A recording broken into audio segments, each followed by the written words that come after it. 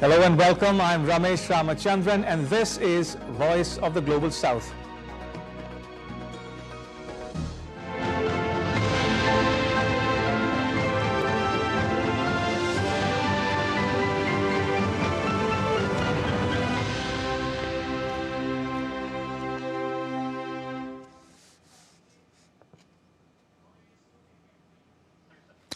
In a lightning-fast operation by the U.S. Armed Forces on 3rd January, Venezuela's President Nicolas Maduro and his wife Celia Flores were captured and taken to New York City.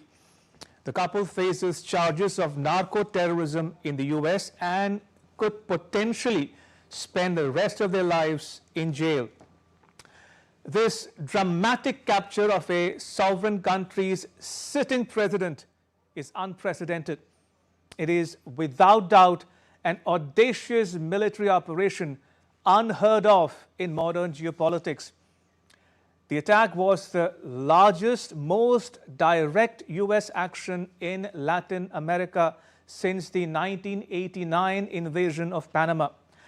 Capturing a sitting president from his secure and heavily guarded residence would normally require a major firefight and result in heavy casualties. But the absence of such clashes either suggests a betrayal by those in President Maduro's inner circle or a tacit deal for Maduro's life. The Venezuelan military's muted response, despite clear warning signs, only deepens suspicions of complicity. But as it turned out, the U.S. was successful in whisking the Maduros away under the cover of darkness. The U.S. called it Operation Absolute Resolve, which absolutely left the world shocked and in disbelief. On this special edition of the Voice of the Global South, we focus exclusively on Venezuela. All right, then let's get started. On the show this week, Maduro's capture had everything to do with oil, you think? Yes and no. We tell you 4 reasons, each more important than the other, why the U.S. did what it did in Venezuela. Who's next after Maduro? Will Trump stop at Venezuela or will he set his sights on more countries? And we tell you all about 3 women who determined Venezuela's fate after Maduro's capture and how 2 of them share a spiritual bond with India.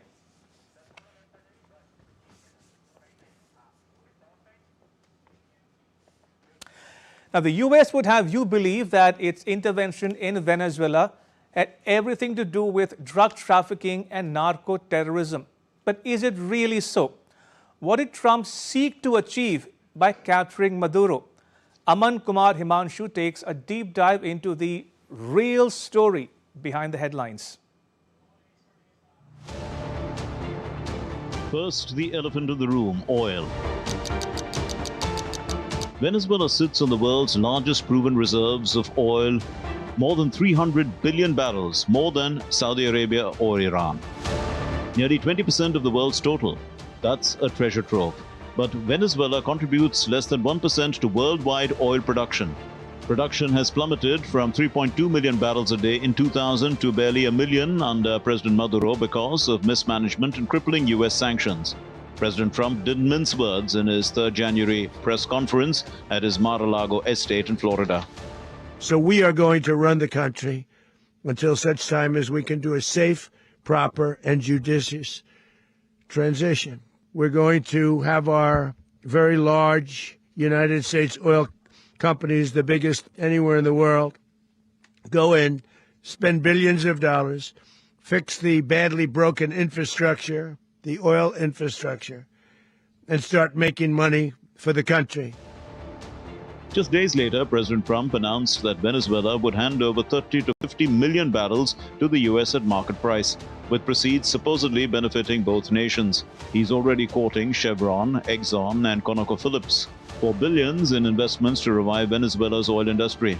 Chevron, which is the only major U.S. oil company currently operating in Venezuela, stands to gain the most. U.S. business news channel CNBC says that the market has already anointed Chevron as the big winner in Venezuela.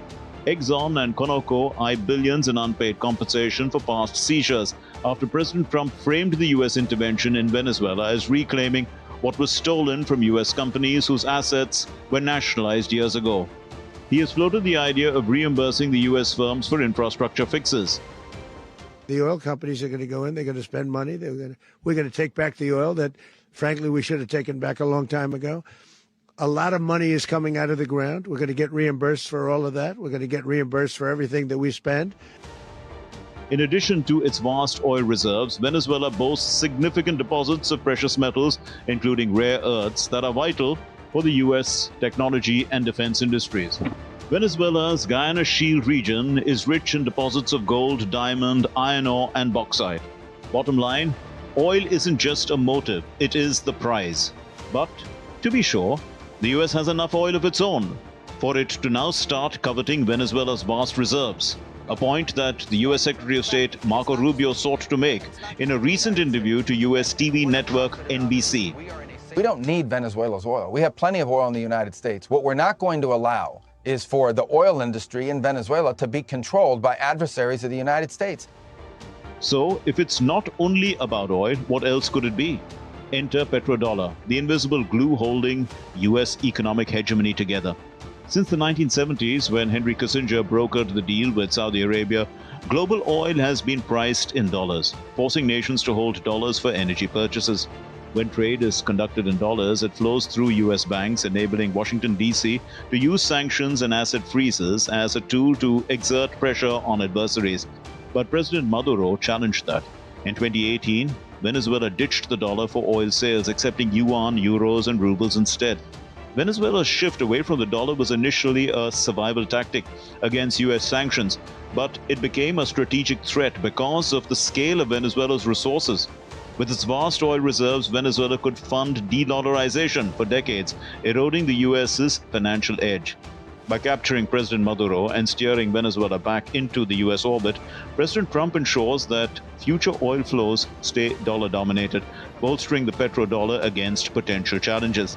As one analyst put it, challenge the dollar and the battlefield finds you. Or to put it crudely, as the U.S. government did, FAFO. A post on the X and Instagram accounts of the White House showed President Trump in black and white alongside the letters FAFO. The internet slang means mess with us and you'll pay. So it's not just economics, it's preserving the U.S. empire. Closely tied to that is a perceived threat from the BRICS group of nations. This bloc comprises Brazil, Russia, India, China, and South Africa. It has since expanded to include 5 more countries: Egypt, Ethiopia, Indonesia, Iran, and the United Arab Emirates. BRICS is developing what is known as the BRICS Bridge, a blockchain-based payment platform aimed at linking the financial systems of member states to facilitate settlements in central bank digital currencies.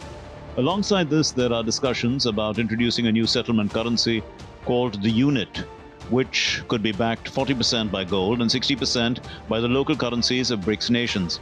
These alternative payment systems are intended to serve as an alternative to the dollar and the US-dominated global banking network known as SWIFT. SWIFT stands for Society for Worldwide Interbank Financial Telecommunication. The Belgian-based organization was established in 1973. Banks and other member firms use its service for initiating international payments. Venezuela petitioned BRICS to join in 2023, forging direct yuan-based channels with China that sidestep U.S. oversight. If President Maduro's regime had succeeded, it would have become a BRICS beachhead in Latin America, accelerating global de-dollarization. But President Trump's raid sends a clear message: no safe havens for those undermining U.S. financial supremacy. BRICS nations are already decrying this as armed aggression, but the damage is done. Venezuela's integration is stalled, and the bloc's momentum might have been checked for now. What about payback? Did President Trump reward U.S. oil majors who fueled his comeback? Campaign finance tells a tale. Big Oil poured $96 million into President Trump's 2024 bid, and super PACs, part of a staggering $450 million spent on influence operations.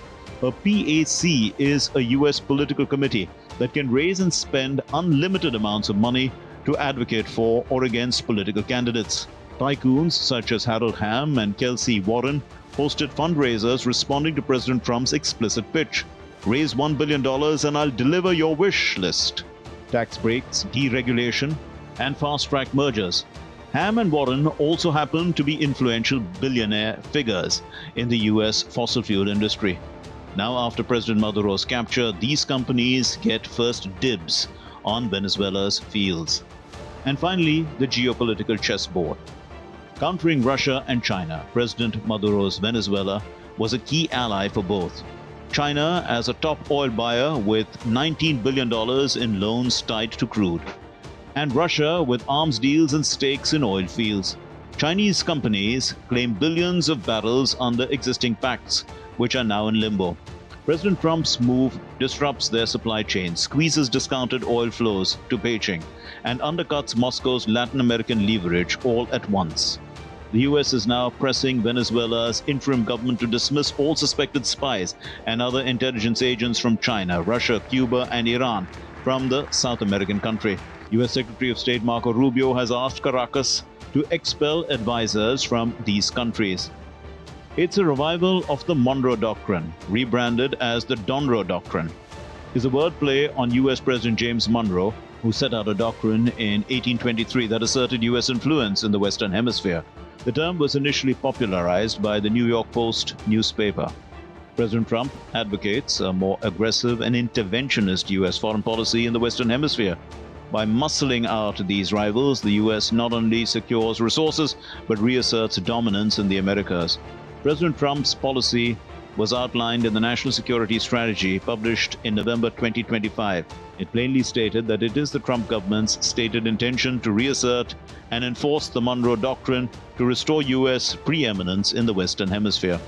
So, to answer the question, why did the U.S. capture President Maduro?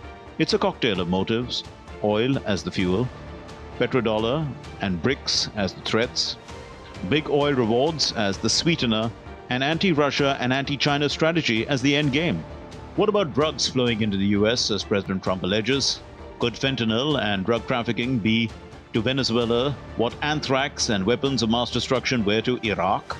With the benefit of hindsight, narco-terrorism was a pretext to cover for deeper plays.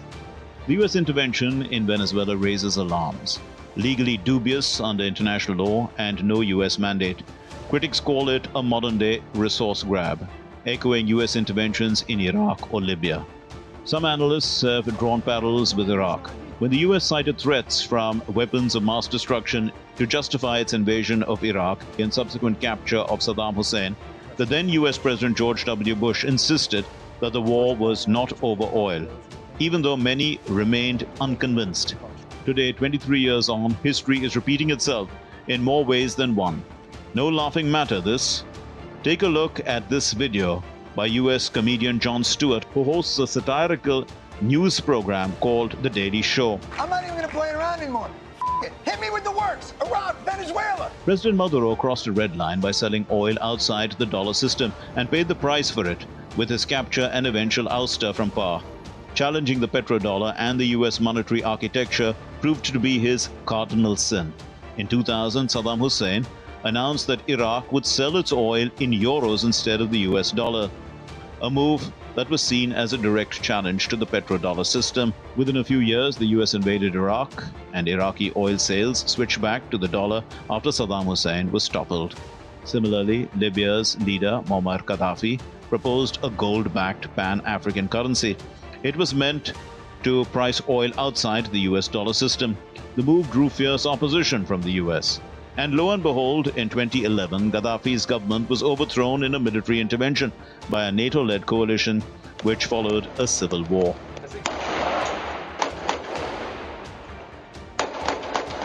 Not surprisingly, Libya's oil trade returned to the dollar soon thereafter. As the world watches Venezuela's new leader, Delcy Rodriguez, navigate this minefield, one thing is clear. In geopolitics, power flows. where the oil does. Aman Kumar Himanshu for DD India. So Trump's capture of Maduro is raising an alarm around the world. Everybody is wondering who's next.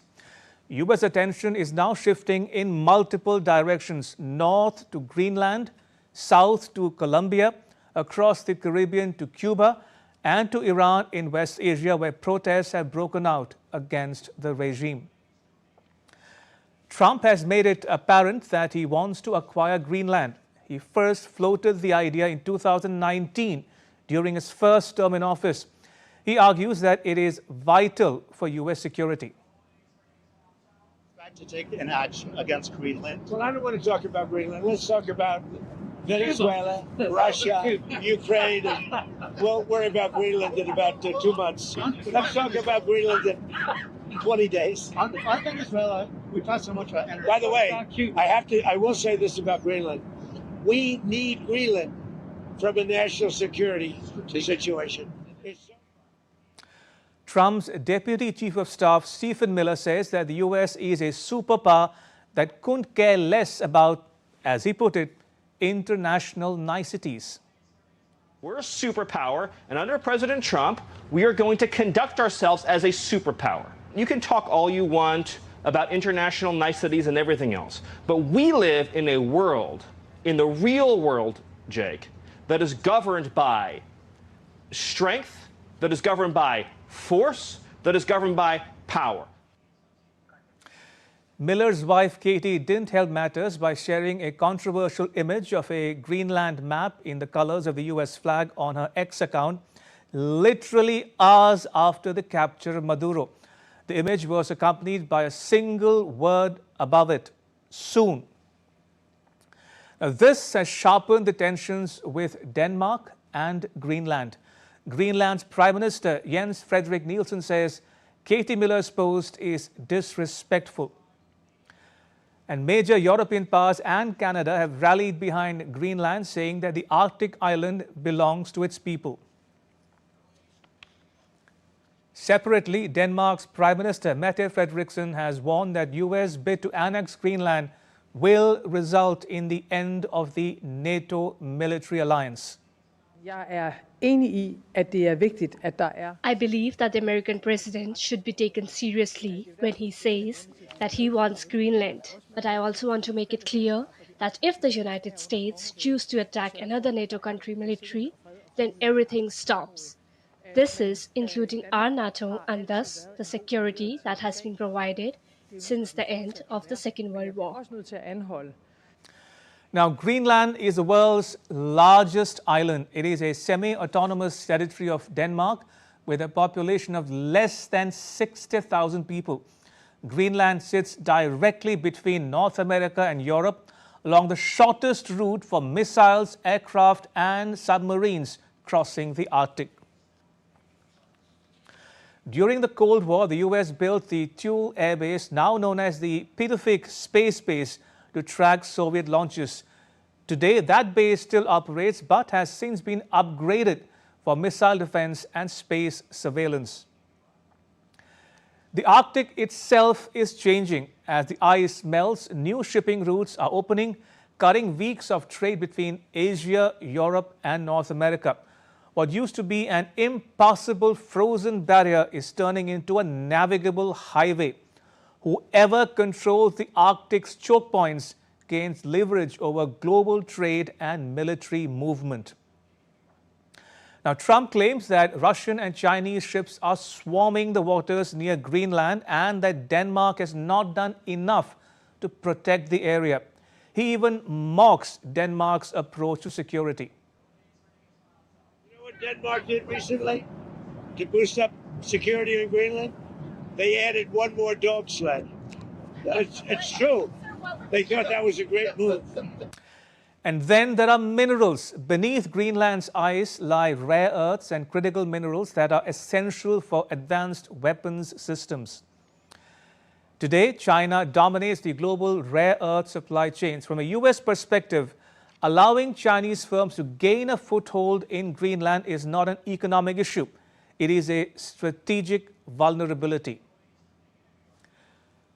Alarm bells may also be ringing in Cuba, a longtime ally of Venezuela. Cuba has remained under U.S. sanctions since its 1959 revolution. Trump says that Cuba's economy is going down for the count, arguing that Havana can no longer rely on the subsidized oil that it previously received from the Maduro government in Venezuela.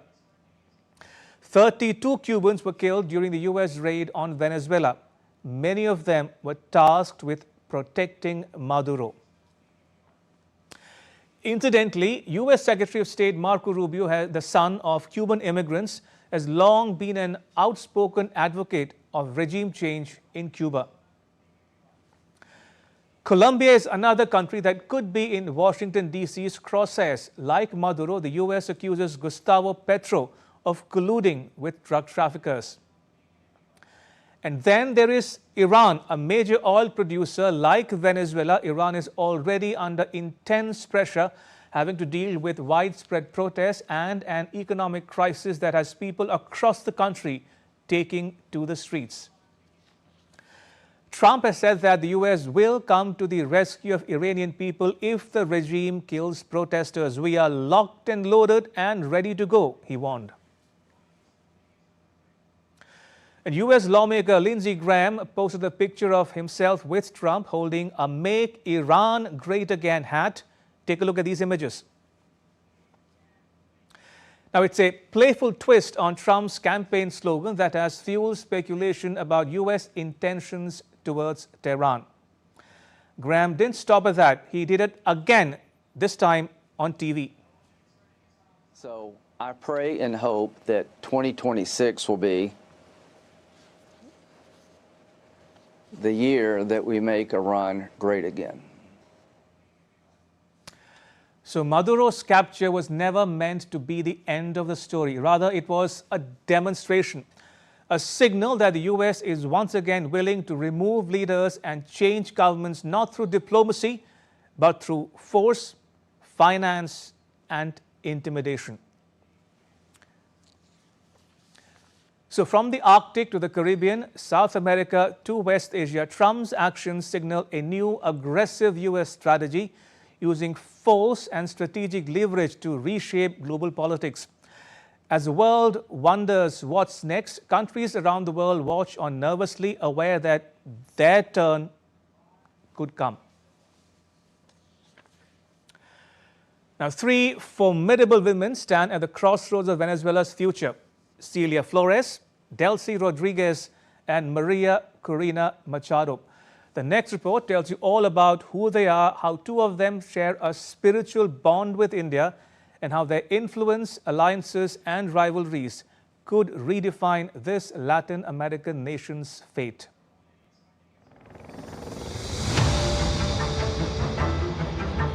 While the world's attention has been riveted on the capture of President Nicolas Maduro, few seem to know why First Lady Celia Flores was whisked away along with her husband to the United States.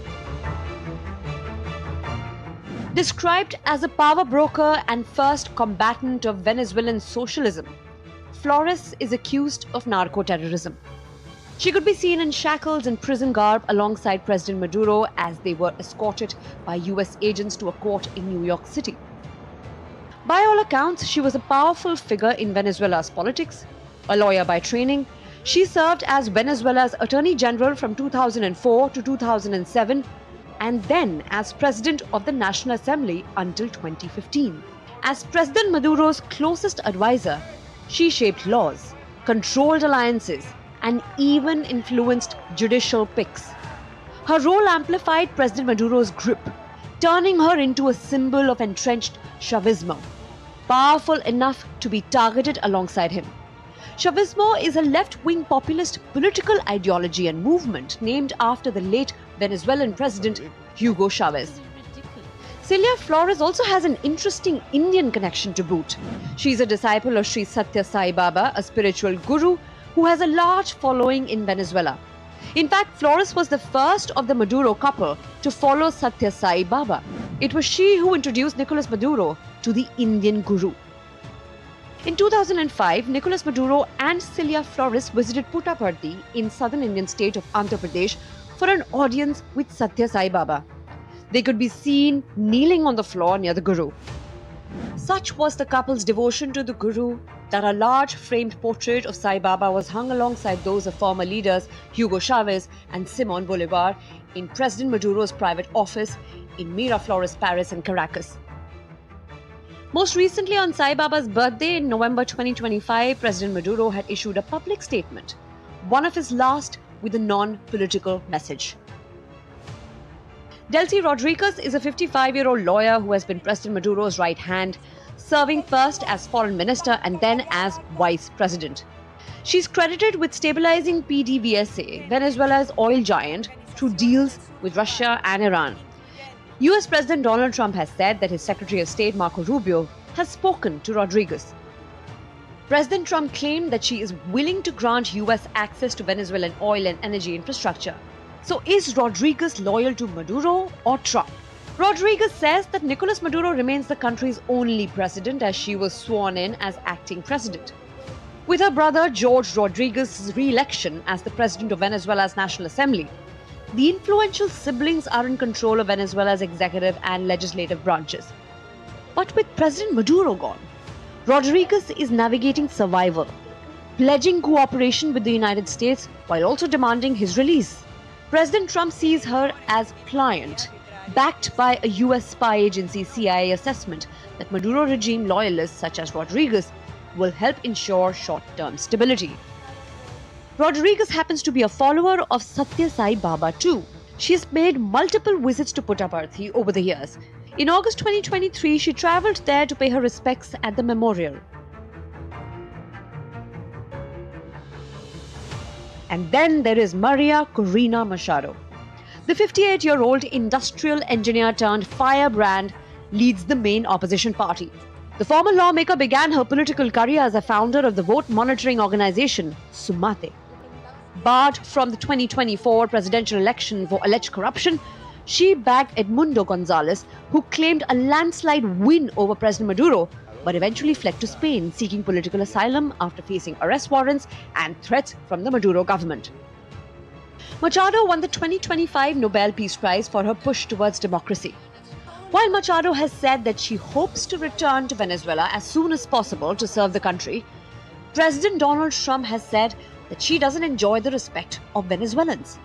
Incidentally, Machado was allegedly involved in an attempted coup against Hugo Chavez in 2002. As co-founder of Sumate, she signed the Carmona Decree during the brief ouster of Chavez, dissolving institutions in a move critics call treasonous.